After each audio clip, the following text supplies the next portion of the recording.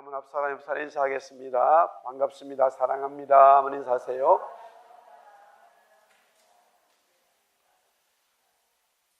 우리 한 번 더 따라하겠습니다. 말씀의 은혜 받읍시다.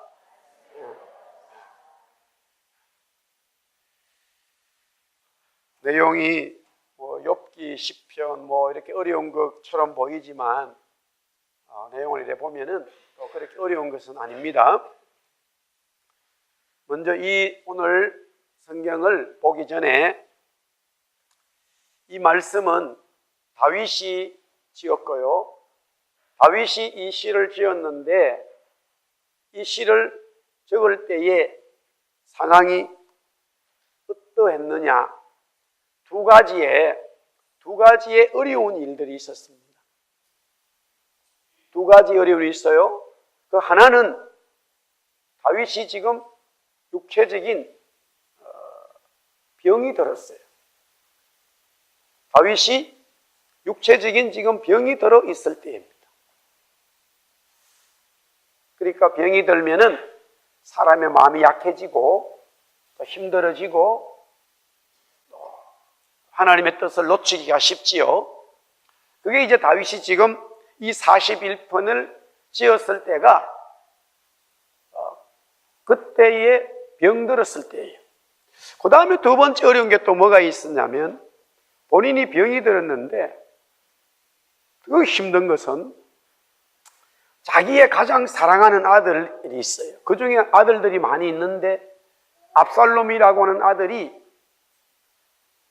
굉장히 능력 있고 좀 잘생기고 지혜도 있고 일명 자기 하여튼 대권이에요. 아들들 중에 제일 뛰어나. 그런데 이 아들이 아버지가 아플 때에 반역을 해버렸어요. 아버지도 죽여버리고 자기가 왕이 되겠다. 이런 일이 벌어졌어요. 다윗이 몸이 아픈 것도 굉장히 힘든데 자기가 사랑하는 아들이 또 반역을 해버렸어요. 그런 상황에 있었던 그때를 이 시편 41편을 이제 기록하게 되어집니다.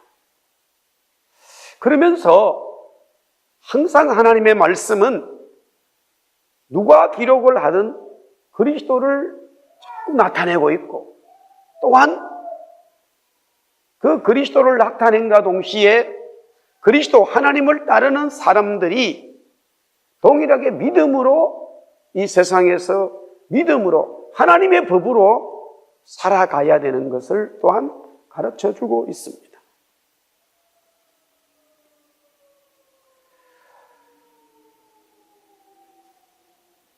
이 시편 41편은 세 부분으로 나눠지는데 1절에서부터 3절까지가 한 섹션이고 4절부터 9절까지, 그 다음에 10절부터 13절까지 이렇게 이제 세 부분으로 만들어져 있습니다.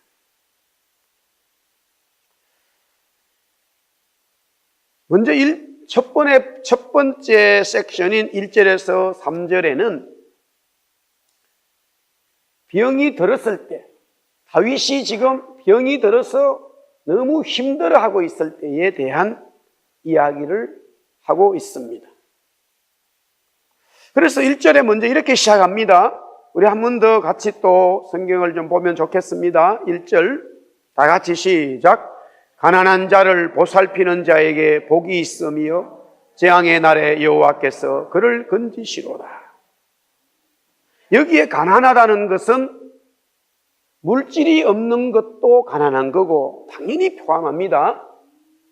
또 병이 들은 것도 가난한 거예요. 그뿐만이 아니라 모든 상황이 좋지 않은 그것을 전체적으로 가난하다 그렇게 표현했습니다. 가난한 자를 보살피는 자가 있다면 그 사람이 하나님의 복이 임하고 가난한 자를 어려운 자를 보살펴주는 지금 다윗이 육체의 병이 들고 아들이 반론을 했어요. 반역을 일으켰어요. 그때에 대부분의 사람들이 다윗을 대해서 저주를 하고 돌아서 버렸어. 그때 어느 한 사람이라도 자기에게 위로를 해주고 자기에게 마음을 주는 자가 있다면 너무 감사한 거예요.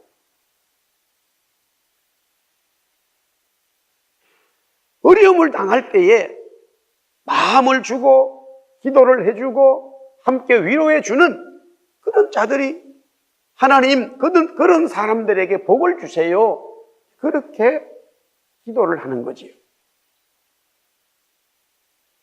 주님이 십자가를 지셔야 되고 고난을 받을 때에 정말로 자기 마음을 둘 수 있는 곳이 없다 그랬어요. 그리스도가 이 땅에서 복음을 전하면서 얼마나 많은 고통의 시간을 고난을 가져야 하는 것을 또한 다윗의 이 사건을 통해서 어느 정도 드러내고 있다는 거죠. 주님 말씀하기를 어떤 율법사가 와가지고 예수님께 물어요. 예수님, 당신은 가장 큰 계명이 뭡니까? 이렇게 물어요. 가장 큰 계명이. 구약에 뭐 얼마나 많은 말씀들이 있습니까? 그러니까 시험하기로 그랬는지 믿으려고 그랬는지 하여튼 그럴 때 예수님이 계명이라고 하는 것은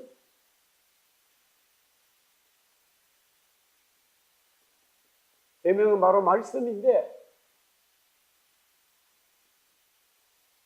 계명은 말씀인데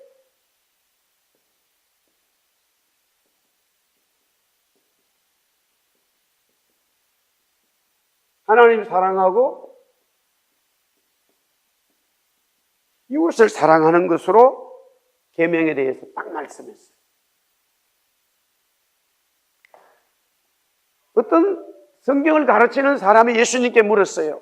예수님, 모든 성경의 핵심이 뭡니까? 그러니까 예수님이 말씀하기를 첫 번째는 하나님을 정말로 사랑하는 것이다.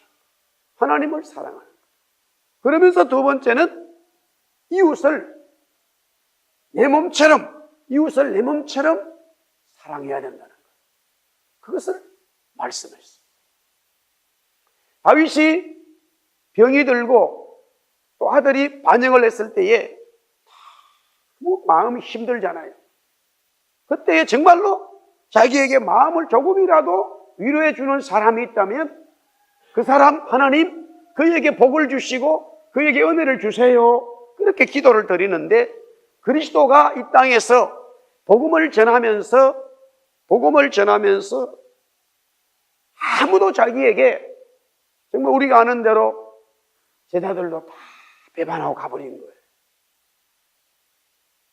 그래서 자꾸 예수님이 부활하시고 성천하셨을 때도 요한을 통해서 주시는 말씀은 교회 성도들은 어떤 일이 있더라도 나를 사랑하라는 말씀을 자꾸 하세요. 배반하지 말고 어떤 상황이 되더라도 말씀을 붙들어라. 그 얘기를 주시는 이유가 뭐냐면은 예수님이 이 땅에 있을 때 육신으로 계셨기 때문에 어려움을 당했어. 십자가를 지어야 되고 고난을 받아야 되는데 아무도 자기에게 마음을 주지 않는다는 거예요. 심지어 제자들도 배반해버렸어요. 끝까지 복음을 붙들고 주님을 사랑하는 그 모습이 지금은 수직적인 주님과의 관계지만은 수평적으로도 우리가 살아가는 모든 사람들에게도 뭔가를 많이 해줘야 되는 게 아니라 진심의 사랑을 주기를 원하는 거예요. 우리가 2014년을 이제 마지막으로 보내는 어떤 그런 시간들 속에 정말로 우리 교회 성도들 간에 서로 사랑하고 또 내 주위에 있는 어떤 사람들과도 자꾸 그리스도의 사랑이 넘치기를 축복합니다. 그게 우리 그리스도인들의 삶의 모습이에요.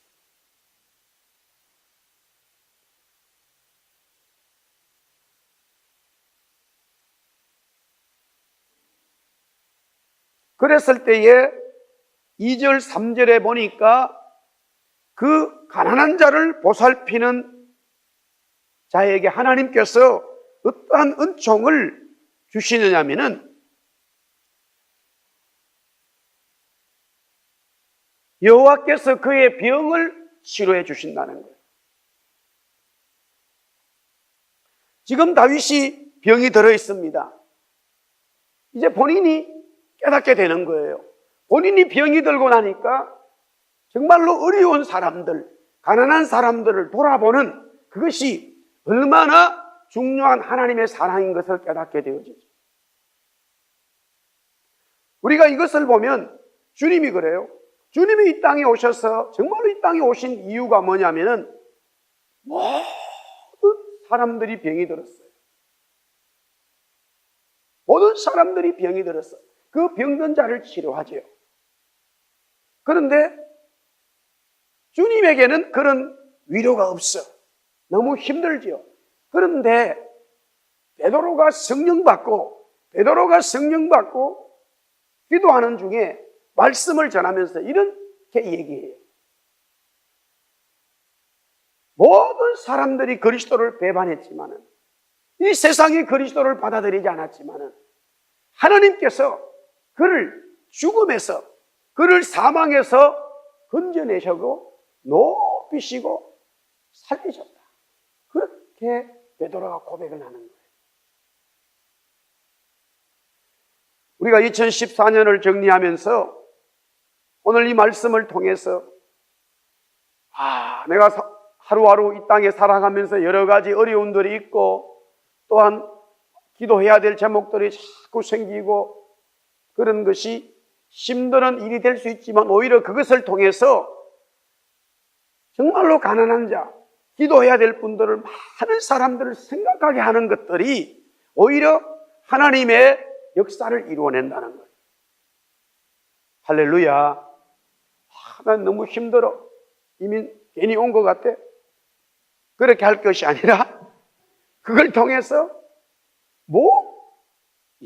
정말로 내가 그동안에 어려운 사람들을 생각해 본 적이 없어. 그런 마음이 드는 것이 은혜고, 이것이 좀 더 넓은 의미로 보면 영적으로 병든 자들이 너무 많아요. 영적으로 병든 자들이 너무 많아. 그 사람들을 위해서 기도할 수 있고 그들에게 복음을 전가할 수 있는 그 영적 눈이 떠여지는 것이 오히려 은혜라. 그런 말이죠. 그러므로 정말로 우리가 다윗의 인생을 보더라도 그가 아마 너무너무 잘 돼가지고요, 왕으로 있을 때에 잘 되고 있을 때 그때가 막 하나님 찬송하고 찬양한 것도 있지만, 다윗의 이 생을 보면은 어려울 때, 힘들 때 주님을 사랑하고 주님의 은혜를 누렸던 그 고백을 하고 있습니다. 우리가 2014년을 쭉 돌아보면서 혹이라도 어려울 때 이 일을 통해서 하나님을 더 찾게 되어지고 하나님 앞에 기도할 수 있는 일이 되어졌다면 그것보다 더 귀한 은혜가 없어요. 할렐루야.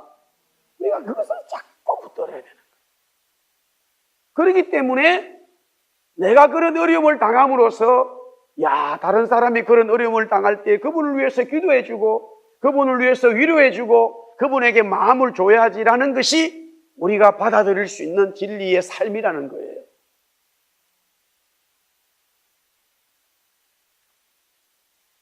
그 다음에 3절부터가 이제 주제적인 오늘 제가 정한 말씀인데, 4절에 10절에 계속해서 반복되어지는 말이 있어요. 여호와여 내게 은혜를 베푸소서. 우리 한번 따라합시다. 주님, 나에게 은혜를 베푸소서.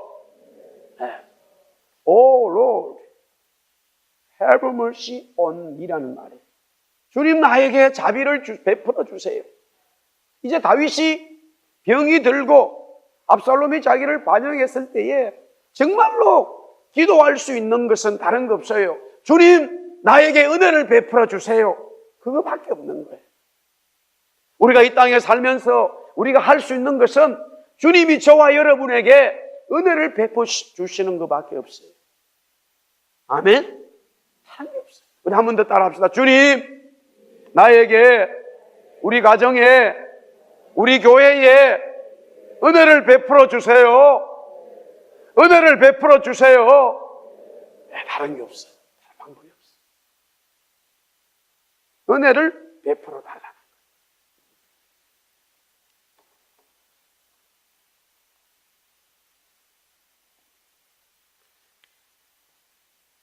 주님,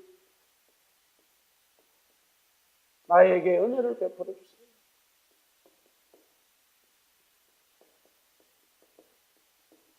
이 방법밖에 없어요.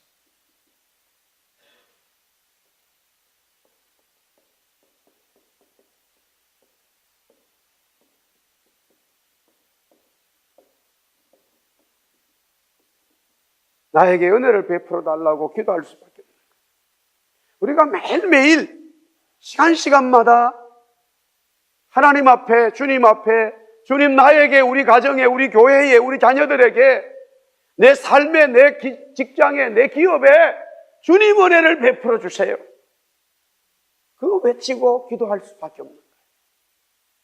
기도의 응답이 있습니다. 할렐루야. 주님이 은혜 베푸시는 줄 믿습니다. 네. 근데 오늘 여기 보니까 4절에 지금 다윗이 주님 앞에 은혜를 베풀어 달라고 기도할 때가 어떠했냐면 내가 주께 범죄하였다 그렇게 말해요. 내가 주께 범죄하였는데 나를 고치소서. 주님 앞에 본인이 범죄했기 때문에 지금 왜 병이 들고 왜 압살롬이 반역을 했느냐? 본인의 범죄 때문에, 본인의 죄악 때문에 그런 일이 일어났다는 것을 알게 된 거예요. 우리가 아는 여기에 본인의 죄악은 뭐냐? 밧세바를 취하고 우리아를 죽인 그 사건의 연장선이에요. 그 죄악 때문에 본인에게 병이 오고 본인에게 이와 같은 반역이 일어나는 거예요. 그것을 깨달았습니다. 그러나 설령 우리가 다윗처럼 하나님 앞에 범죄한 일이 있다 하더라도 하나님의 말씀에 순종하지 못했다 하더라도 오늘 다윗이 기도한 것처럼 우리 또한 하나님 앞에 엎드려 기도하게 되어지면 하나님은 은혜를 베푸시는 분인 줄 믿으시기 바랍니다. 새해를 우리가 맞이하는 마음은 다른 게 없어요. 주님이 은혜를 베풀어 주셔야 되고 혹이라도 2014년에 하나님 마음을 기뻐하시기 못하게 하고 섭섭하게 한 것이 있다면 하나님 앞에 회개하고 하나님 제가 범죄했습니다. 하나님 말씀대로 순종하지 못했습니다. 하나님 말씀대로 살지 못했습니다. 고백하고 하나님 은혜 달라고 엎드릴 때에 하나님이 역사해 주신다는 말씀이죠. 그 말씀을 저와 여러분들이 붙들기를 축복합니다. 우리가 이 말씀을 붙들어야 돼요. 오늘 이 시편 41편은 이제 매일생 내일 본문인데 제가 오늘 안겨서 여러분들이 말씀을 주시는 거예요. 나누는 거예요. 분명히 다윗은 자기의 범죄 때문에 이러한 일이 일어난 것을 압니다. 그럼에도 불구하고 하나님 제가 잘못했어요. 하나님 은혜를 베풀어 주세요. 당당하게 기도할 수 있다는 것. 참 이게 우리가 너무나 큰 은혜지요. 너무나 큰 은혜죠. 말씀대로 살아야 되고 말씀대로 순종해야 되는데 그렇지 못할 때가 참 많아요. 저도 마찬가지. 그러나 오늘 이 말씀들을 붙들면서 하나님 앞에 나아가게 되면 하나님 은혜를 주세요. 엎드리고 정말로 진심으로 기도하게 되면 하나님이 은혜를 주신다는 말이에요.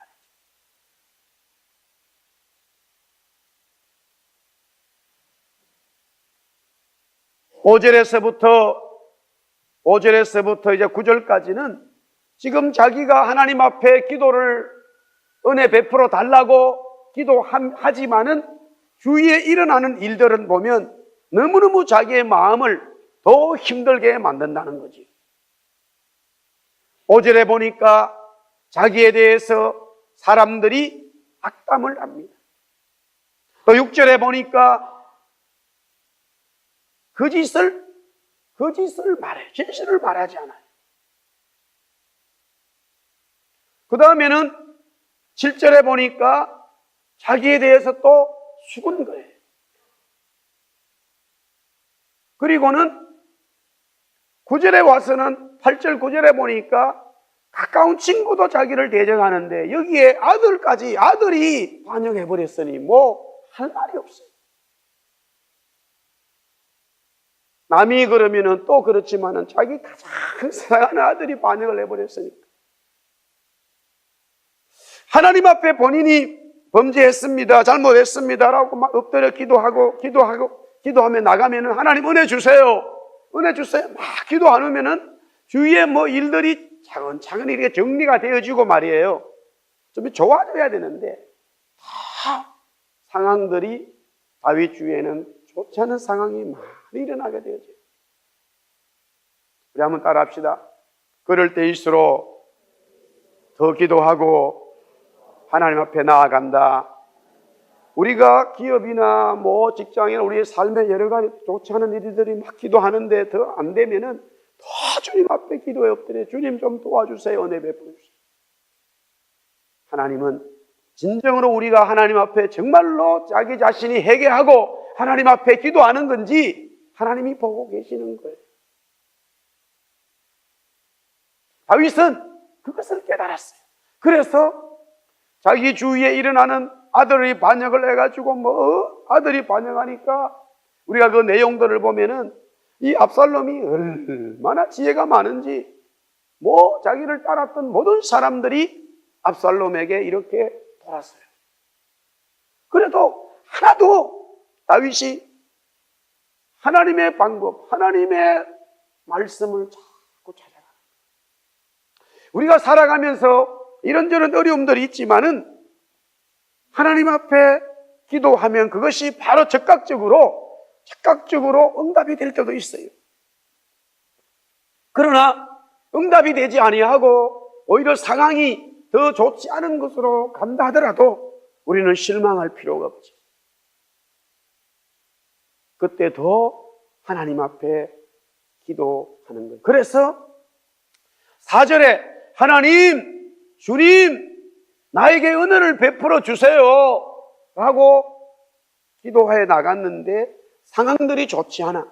그러면 기도를 스탑해야 되는데 다시 10절에 그러하오나, 우리 한번 10절 한 말씀 보세요.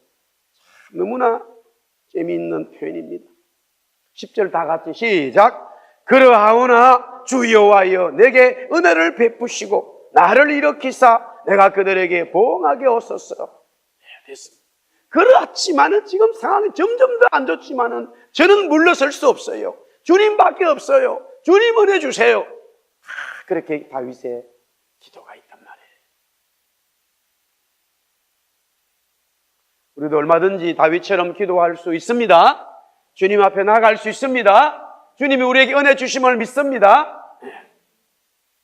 여기서 10절에는 내가 그들에게 보응하게 하소서. 그 말은 자기가 나가서 자기를 미워하는 사람들을 죽이고 칼로 이런 게 한다는 게 아니라 하나님께서 공의로 상황을 만들어 주셔서 은혜가 되게 해달라는 그런 내용의 표현이에요. 하나님이 해주셔야 됩니다. 우리의 모든 삶을 하나님이 은혜 주셔야 됩니다. 그게 기도요 다윗의 마음이었어요. 그래서 11절에 보니까 그때서 다윗이 이제 주님께서 11절 나를 기뻐하시는 줄을 내가 알았다는 거예요. 그런 상황이 점점 어려워갔지만 그래도 포기하지 아니하고 주님 앞에 엎드려 주의 은혜를 구하게 나가게 되니까 주님이 다윗을 사랑해 주시는 것을 알았다. 주님이 다윗에게 사랑하는 마음이 있다는 걸 다윗이 깨달았는 거예요. 지금 상황은 변함이 없지만 우리가 기도하게 되면 우리가 매주마다 이렇게 기도합니다만 정말 기도를 통해서 깨달아야 되는 게 뭐냐면요, 하나님이 기도하는 사람을 사랑하고 있다는 것을 깨달아야 돼요. 내가 여러분과 제가 기도하는 것들이 응답되어 가지고 기쁘고 감사한 것도 좋아요. 당연히 그렇게 돼야 되지만 정말로 기도자가 알아야 될 것은요, 그 상황들이 응답이 되든 안 되든 기도자가 정말로 기도함으로써 깨달아야 되는 것은 하나님께서, 주님께서 나를 사랑하고 계시고 나에 대해서 좋아하시고 있구나 하는 것을 깨달아야 돼요. 할렐루야. 그게 기도의 제일 중요해요. 오늘 정말로 저와 여러분들이 이 말씀을 붙들기를 주의 이름으로 축복합니다. 왜 우리가 끊임없이 기도해야 되느냐? 주님이 기도하는 사람을 좋아하시는 거예요. 그것을 우리가 깨닫는 거예요. 그러면 힘이 나는 거죠. 그러면 은혜가 있는 거예요.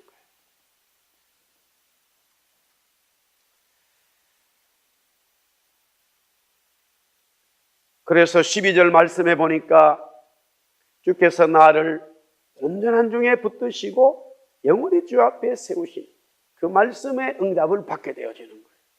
주님이 나를 좋아하시는구나. 주님이 다윗을 좋아하시고 기뻐하시는구나. 깨닫고 나니까 그 마음에, 다윗의 마음에 그 은혜가 온 이후로 가만히 보니까 하나님께서 이제 역사하시더라는 거예요. 그 상황을 하나님이 은혜 주시더라는 거예요.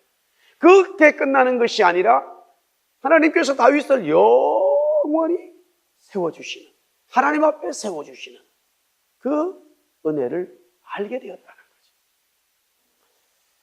사랑하는 성도 여러분, 하나님이 우리를 영원히 세워주시는 것에 마음을 두고 우리가 이 땅에서 살아가야 될 줄 믿습니다.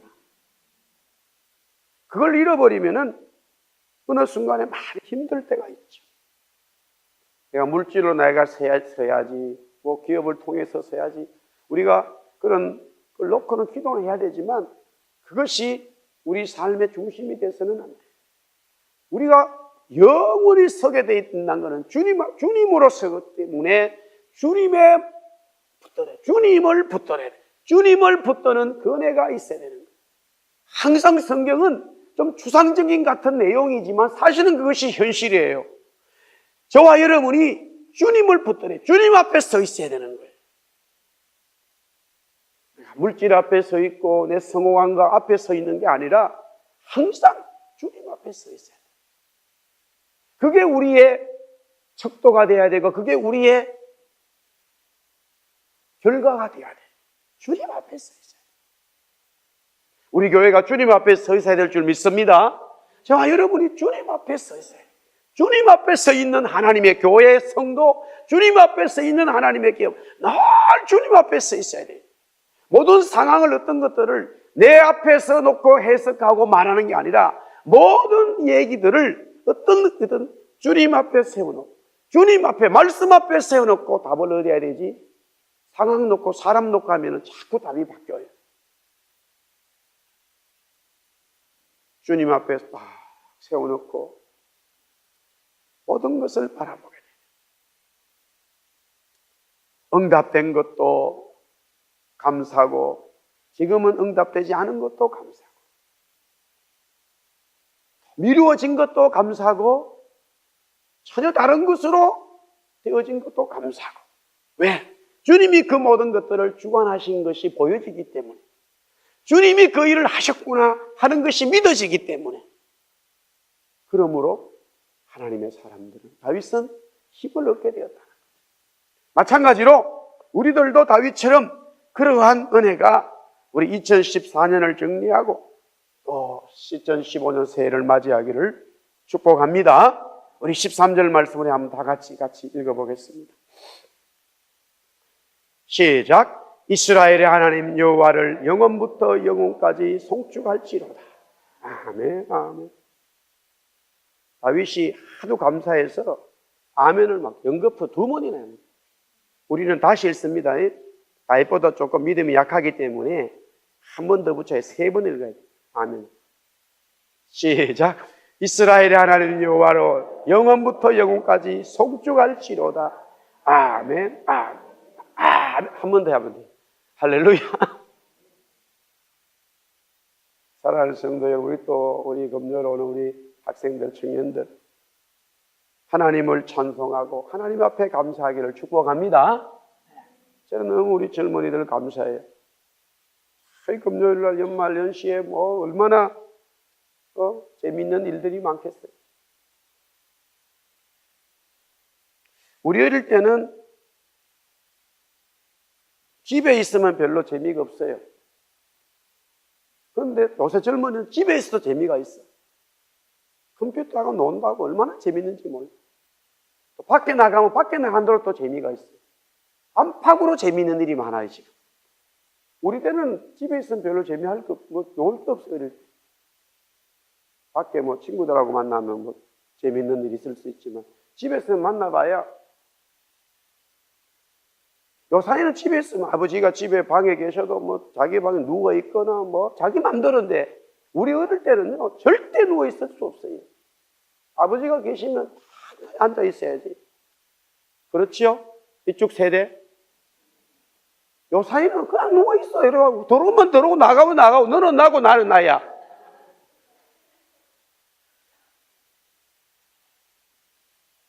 식사를 차려놔도 아버지가 와서 앉아야 되고 숟가락을 들어야 되고 본인 먹고 싶으면 먹고 안 먹고 싶으면 안 먹고 아버지가 와든 안 지가 먹고 싶으면 먼저 숟가락 뜨고 여러분들 얘기지 우리 얘기 아니에요. 나 얘기.